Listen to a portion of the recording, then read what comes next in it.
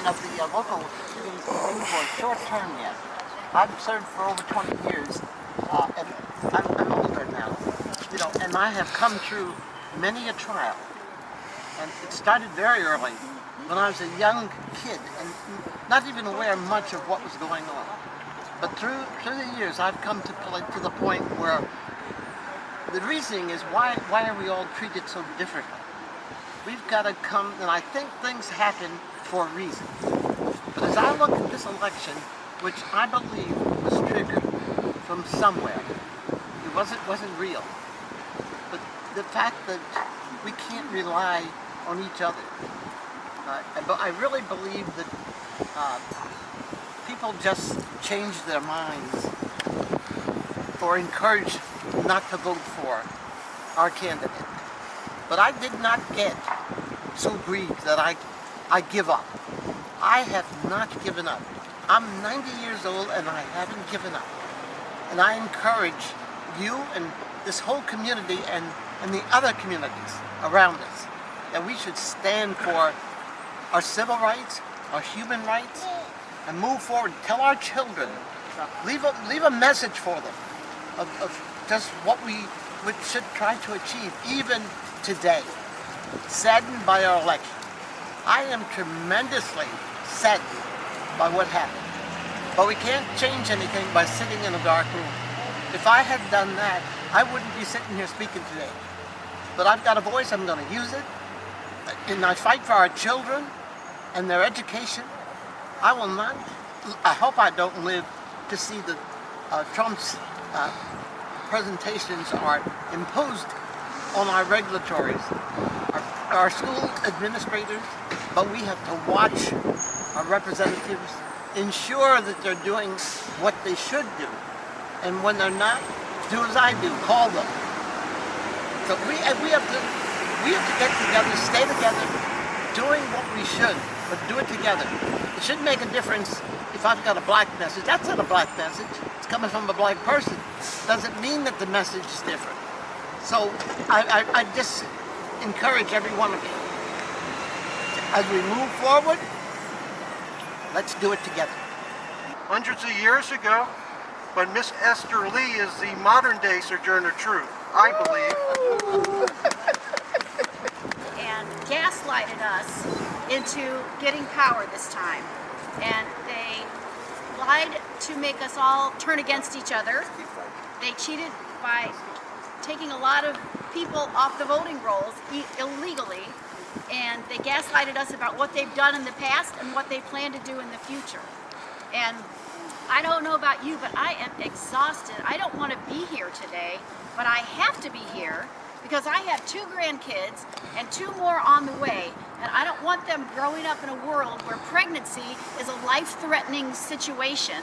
I don't want them growing up in the world where they learn by the culture that if you bully and cheat and lie, you're the winner. You can win that way. That's the wrong way to win. So I feel like, just like you, I am here because I can't do anything else. I'm very worried about what's happening in this country. I feel like we have this opportunity. They are trying to make us feel isolated and alone and sad and scared and confused and hopeless. And as soon as we do that, they win. This afternoon, I guess at this point, we are here for a myriad of reasons. We are here not only because of what just happened, but we're also here because of what we're getting ready to do. And what we're getting ready to do is fight for the purposes of democracy. You see, if there was no need for us to activate and do the good work of fighting for democracy, we could all be at home, rest assured, having some good breakfast, and depending on our government to do what's right. Right now, I don't have the confidence that that is going to happen with the government that we have.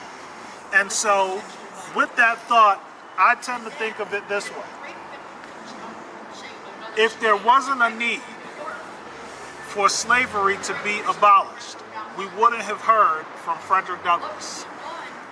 And if there wasn't a need to desegregate our communities, we wouldn't have heard from Rosa Parks.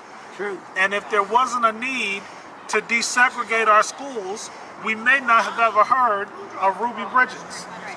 And if there wasn't a need for some government action for rights for black and brown people, we never would have got the Civil Rights Act of 1964 or the Voting Rights Act of 1968. We never would have desegregated. We never would have had the rights that we deserve so much today. We wouldn't have had it. If there was never a need to march for justice, there would be no Martin Luther King.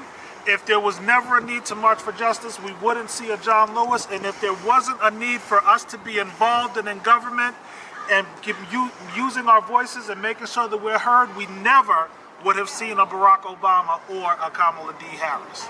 Today, we have to be active. We have to get our friends active. We have to get our family active. And we have to fight back to the nonsense that we are facing in our American government. We have been here before, and we can do it again.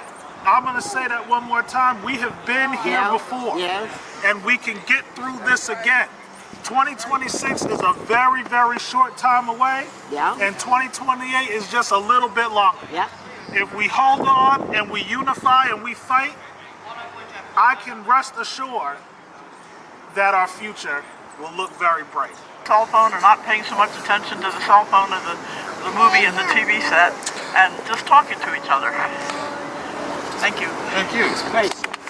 Our first job is to take care of the youth of our community, the people around us.